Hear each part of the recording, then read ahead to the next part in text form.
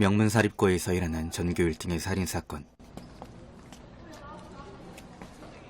유력한 용의자인 전학생 준이 경찰 조사를 받게 됩니다.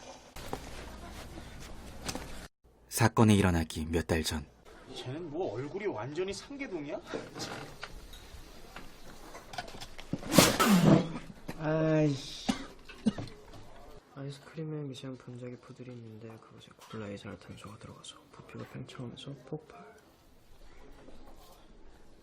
상계동의 한 학교에서 이곳 명문사립고로 전학을 오게 된 19살 준이 있습니다. 준이 전학을 온 지 얼마 뒤.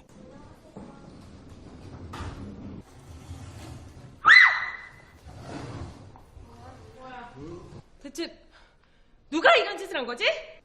개구리를 만질 수 있는 사람이겠죠.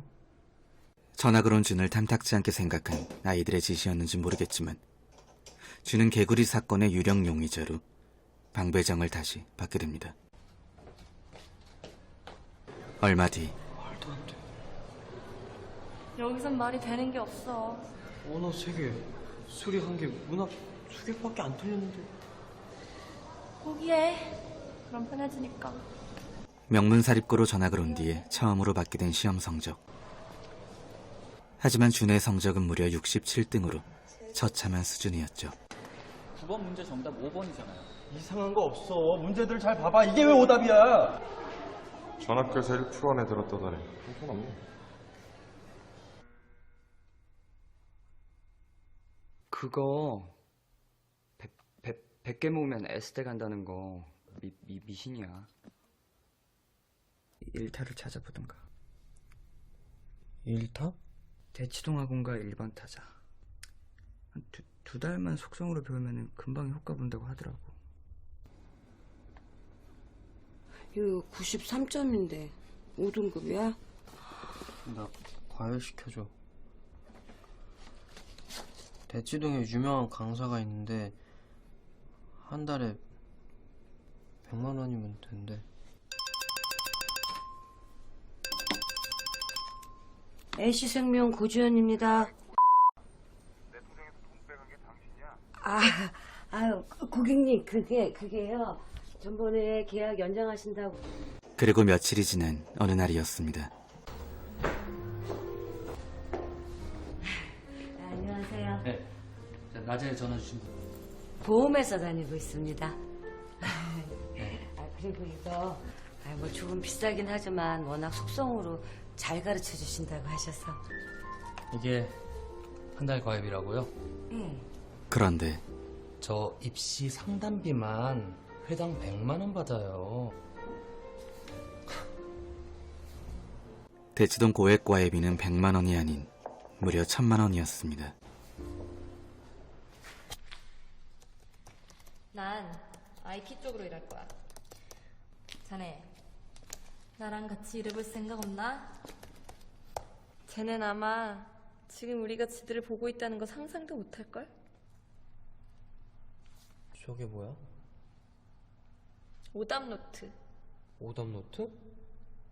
쟤들은 각자 틀린 문제를 분석해 자기네끼리 스터디 그룹 만들어서 기출 문제도 있는데 거의 쪽집기 수준이래. 가끔 저렇게 창민이 같은 애들이 탑10에 들어오기도 하거든. 근데 신기한 건 다음엔 원위치로 돌아가. 아이들이 잠시 떠난 주말 저녁. 나도 그 노트 갖고 싶어. 노트? 너네 노트 교환하는 거 봤어. 우리 스터디 아무나 들어올 수 없어. 왜? 유진의 알 수 없는 표정. 그리고 얼마 뒤. 영문도 모른 채 어디론가 끌려간 준이었는데요. 우리 모임에 들어오면 나갈 수 없어.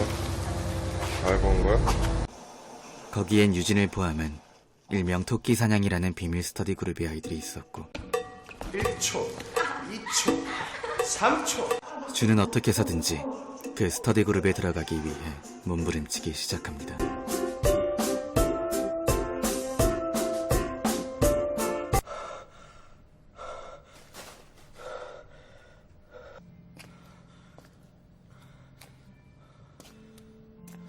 명심해. 우린 비밀이야. 현경이는 아까 그 지수로 오감수 극한함수 4등식 꼭 외워야 돼.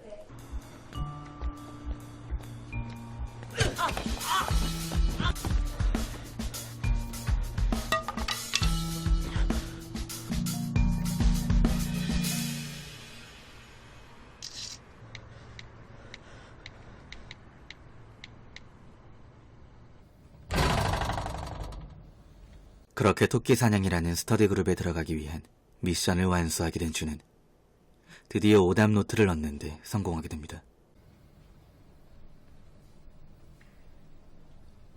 정말로 성적이 오를 수 있을 거란 희망을 갖게 된 준은 잠시나마 기쁨을 만끽하게 되죠. 근데 왜 스터디 이름이 토끼사냥이야? 기말고사가 시작되기 하루 전이었습니다. 아저씨, 전 아무 잘못 없어요. 저 내일 시험 쳐야 된다고요. 이 백이 왜 네 사물함에 있냐고. 이 백이 왜 거기 있는지도 모르겠고요. 일단 전 그 아저씨가 누군지도 몰라요. 전교 10등에 들었던 장민이 갑자기 경찰서로 끌려가게 된 것이었는데요. 대치동 일타의 가방을 훔쳐온 건 분명 준 자신이었지만 이런 상황이 일어날 줄은 꿈에도 전혀 몰랐던 준이었습니다. 아무리 봐도 이상해. 이거 답 4번 아니야? 나도 그 문제 틀렸어. 임시교사 주제. 야, 올랐다고 너무 좋아하지 마. 유지하는 게 훨씬 중요해. 오답 노트를 손에 쥔 이후로 보게 된 준의 기말고사 성적. 다음 오답 노트를 받기 위해 준은 두 번째 미션을 수행하기로 합니다.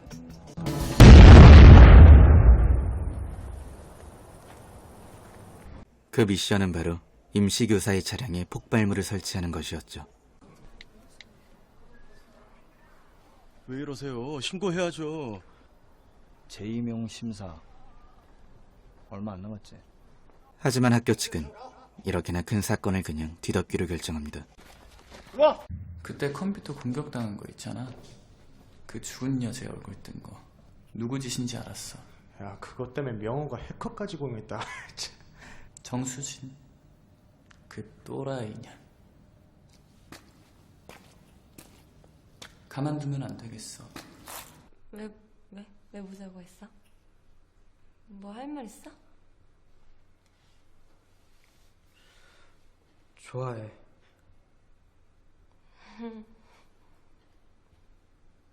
불편하다 이런 기분. 야, 다음 단계로 넘어간다. 자, 중요해. 1초. 뭐야? 그만둬. 그만두라고.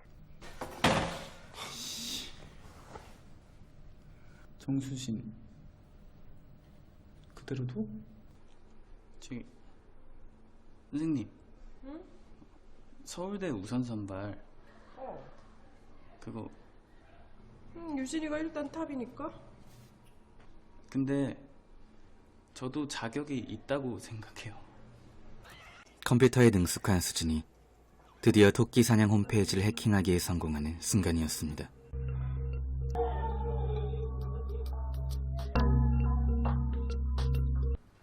그런데 그 홈페이지 안에는 작년에 자살했던 한때 수진의 룸메이트 은주의 동영상을 포함한 준의 증거 사진까지 전부 들어있었죠.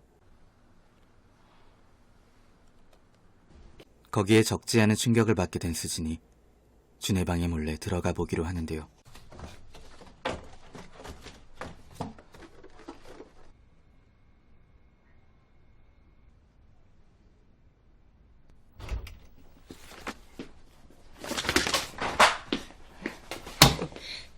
은주. 죽은 내 룸메. 걔들이 했던 일 너한테 시킨 거야. 나 너네 홈피 뚫었어. 창민이 알지? 창민이도 거기 있더라. 진학재 창민이가 미라 재치고 들어가니까 이번엔 너 이용해서 창민이 그렇게 만든 거야. 모든 사건의 진실을 알게 된 쥐는 창민이 니들 멤버였다며. 나도 진학제 들어가면 그렇게 당해야 되냐? 니들 오답노트 따로 쓰지? 갑자기 왜 보자는 거야? 야, 이 개새끼야! 야, 어쨌든 성적이 몰랐잖아. 그 정도도 너한텐 과분한 거 아니야? 어른들의 세계보다 더 무서운 학교란 세계에서 쫓겨난 창민이의 모습은 가히 충격적이었습니다.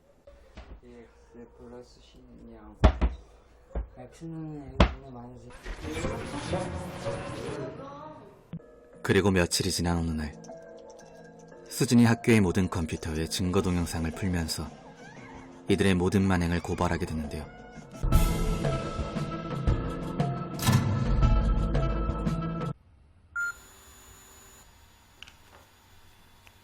왜 이름이 토끼 사냥이라고 몰았지? 토끼는 산으로 올라갈 때는 빠르지만 내려갈 때는 둔해져요. 토끼를 사냥할 때 아래로 몰아야 돼요.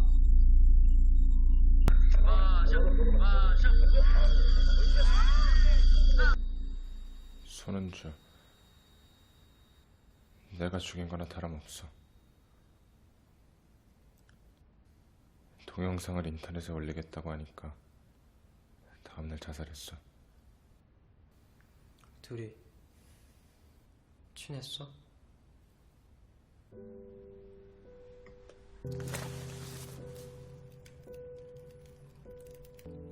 그거 아니야? 명왕성과 카루는 절대로 마주볼 수 없다는 거. 친구 같은 건 없어.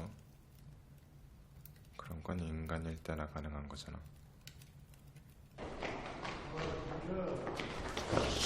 니네 친구 아니었어? 나 그만한다.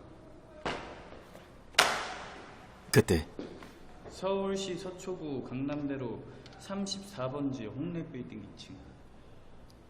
너희 엄마 맞지? 와, 놀랬어? 우린 뭐든지 할 수가 있어. 닥치고 하라는 대로 해.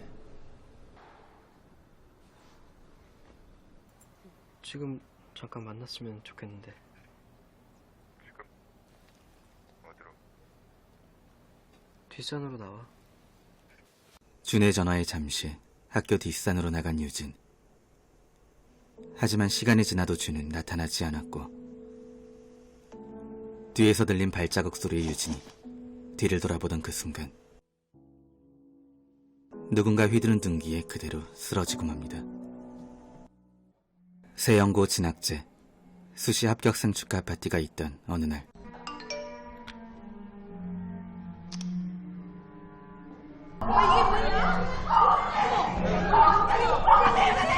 난 니들 여기서 한 방에 가게 할 수도 있어. 뒤늦게 깨달은 준의 손에 붙잡힌 아이들. 이게 뭔지 알아? 수진이가 남기고 간 거야. 무능한 어른들께 선물을 줄게. 네가 원하는 거 다 들어줄게. 그만하자. 서울대 생명과학부 예비 1번 데려와. 걔한테 물어볼게. 얘네 살릴지 말지. 그리고 잠시 뒤 반갑다 예비 1번. 상황 다 들었지? 여보세요? 내가 돈을 달라면 돈을 줄 수도 있고 유학을 보내달라면 유학도 보내줄 수 있거든? 우리 엄마가 다 그렇게 해줄 거야. 얘 살릴까 말까 30초 안에 대답해. 별들은 자전을 할 때 노래를 부른대. 근데 우린 들을 수 없어. 대신 블랙홀에 빠지면 가능해. 죽어보는 거지. 2013년작인 이 영화는요, 몇십 년이 지나도 마치 다람쥐 쳇바퀴를 보듯 지금까지 변함이 없는 대한민국 사교육의 현실을 비판함과 동시에 기성세대가 되어버린 어른들의 무능함과 안일함, 그런 어른들이 오염시키고 감염시켜 놓은 우리의 병든 사회까지 곱씹어보게끔 해주는 한국 독립영화인데요. 이 영화를 연출한 신승원 감독은 실제 교사 출신으로서 이 작품을 통해 지극히 현실적인 우리의 문제를 보여주며 당시 큰 주목을 받은 바 있습니다. 지난 2002년 천안의 한 초등학생의 목숨을 끊으며 우리의 교육 현실과 우리 사회에 굉장히 큰 충격을 준 일이 하나 있었습니다. 어른인 아빠는 이틀 동안 20시간이라고 28시간을 쉬는데 어린이인 나는 이틀 동안 27시간 30분을 공부하고 20시간 30분을 쉰다. 왜 어린이가 어른보다 자유시간이 적은지 이해할 수가 없다. 나는 물고기처럼 자유로워지고 싶다는 충격적인 일기가 공개되었기 때문이죠. 그리고 2013년 경북의 한 사립고등학교에서 전교 1등인 학생이 목숨을 끊으며 다시 한 번 더 충격을 준 일이 있었습니다. 내 머리가 심장을 갉아먹는데 더 이상 못 버티겠다는 아이가 어머니에게 보낸 마지막 문자 메시지였죠. 우리는 그때마다 숙연해지긴 했지만 이내 곧 다시 무감각해지고 귀를 막아 듣지 않고 또 눈을 가려 못 본 척 지나가려고만 하고 있습니다. 이렇듯 우리나라의 자살률은 OECD 국가 중 1위를 기록하고 있기도 한데요. 청소년의 사망 이유 중 1위는 무려 자살. 자살의 이유는 성적이 압도적으로 1위이고 2위가 우울증이라는 걸 보여주면서 얼마나 심각한 문제인지 알 수 있는 부분입니다. 다시 영화로 돌아와서 명왕성과 카로는 절대로 마주볼 수 없다는 유진의 말처럼 굳게 닫힌 교문 너머로는 총 대신 펜을 든 수많은 아이들이 서로를 죽이기에만 바쁜 참담한 모습을 보여주고 있죠. 학교란 그곳엔 친구란 없습니다. 밟고 올라가야 할 장애물이고 펜으로 죽여야 할 적일 뿐이라고 어른들이 그리고 이 사회가 그렇게 가르치고 있습니다. 보험회사에 다닌다는 이유 하나만으로 무시하기에 바쁜 고액과의 강사. 보험회사에 다닌다는 이유만으로 다짜고짜 전화를 걸어 입에 담지 못할 말로 무시하는 사람.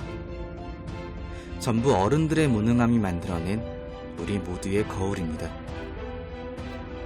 이 사회를 이끌어가는 어른들이 보다 더 배려하고 존경하고 감성적으로 대했더라면 아이들 역시 아침 7시부터 밤 11시까지 아마도 학교에 있지 않아도 되진 않았을까요?